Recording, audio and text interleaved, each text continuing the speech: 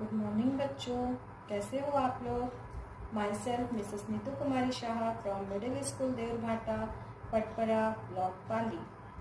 बच्चों, जैसा कि आप जानते हो, कोरोना वायरस की वजह से हमारे स्कूल कॉलेज सब बंद है, परंतु छत्तीसगढ़ शासन की यह बहुत अच्छी पहल है जिससे हम आपको ऑनलाइन पढ़ा सकते हैं।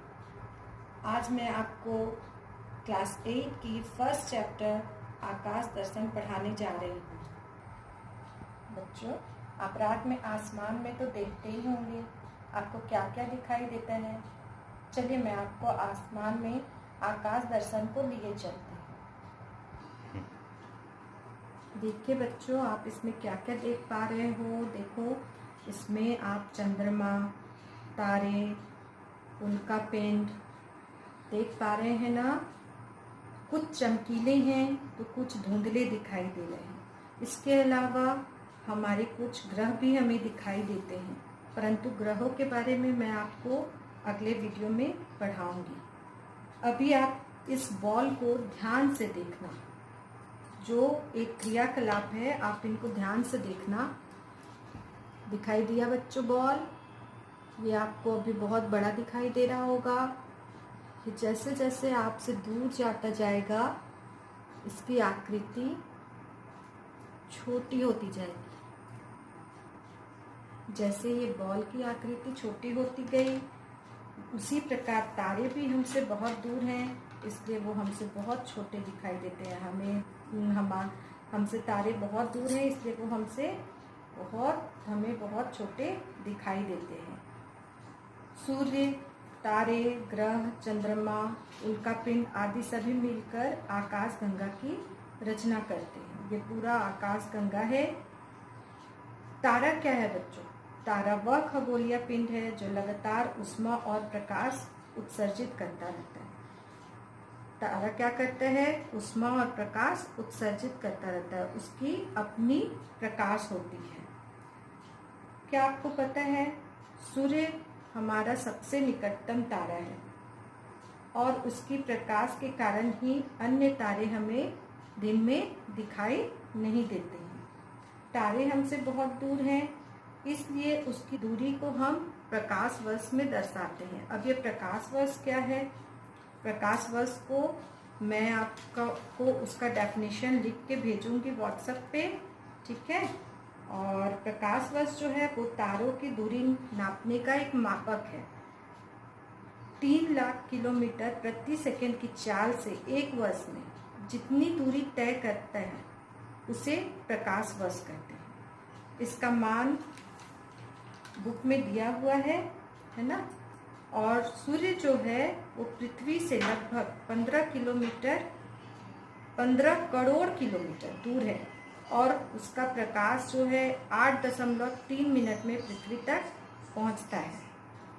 सूर्य हमारा निकटतम तारा है, लेकिन सूर्य के अलावा अल्फा सेंचुरी, वो भी सूर्य के बाद हमारा सबसे निकटतम तारा है। हम जानते हैं बच्चों, पृथ्वी अपने अक्ष पर पश्चिम से पूर्व की ओर घूमती है, जबकि तारे कैसे घूमते हैं? तारे जो हैं वो पूर्व से पश्चिम की ओर गति करते हैं, परंतु उत्तर दिशा में एक तारा है जो स्थिर प्रतीत होता है। उसे क्या कहते हैं? ध्रुव तारा।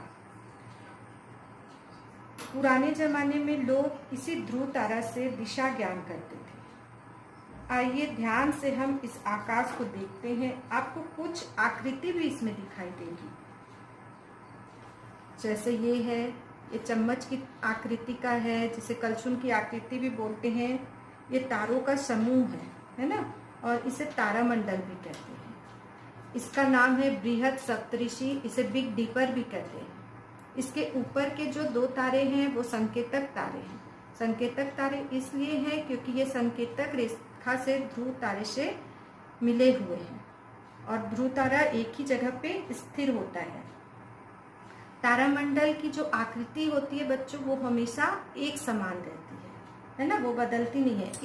इस चार्ट पेपर पे तो मैंने आपको एक ही तारामंडल को दिखाया है, एक ही सप्तऋषि दिखाया है आकृति, और बाकी आकृति भी आपको दिखने को मिलेंगी आसमान में जैसे लघु सप्तऋषि है, मृग है, और इसके अलावा उल्का पिंड है।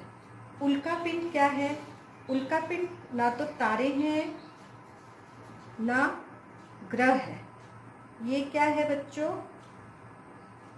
ये वास्तव में चमकीली रेखा आप कभी देखे होंगे, आसमान में एक चमकीली रेखा होती है, वही है जलता हुआ उल्का पिंड, है ना। तो आज मैं आपको यहीं तक पढ़ाऊंगी। कल मैं आपको एक ग्रहों के बारे में उसका वीडियो भेजूंगी। मैं यहीं समाप्त करती हूँ, और आपको मैं कुछ होमवर्क भी दूंगी, कुछ क्वेश्चन है उसको आप करके व्हाट्सएप पे मुझे रीसेंड करेंगे शाम को, ठीक है। और आप अपना और अपने परिवार का ध्यान रखेंगे, घर में रहें, सुरक्षित रहें, बार बार साबुन से हाथ धोते रहें। 20 सेकेंड की हाथ धोने की प्रक्रिया आपको स्कूल में भी बताई गई है। हम घर में ही रहकर इस वायरस को जीत सकते हैं। Bye, take care.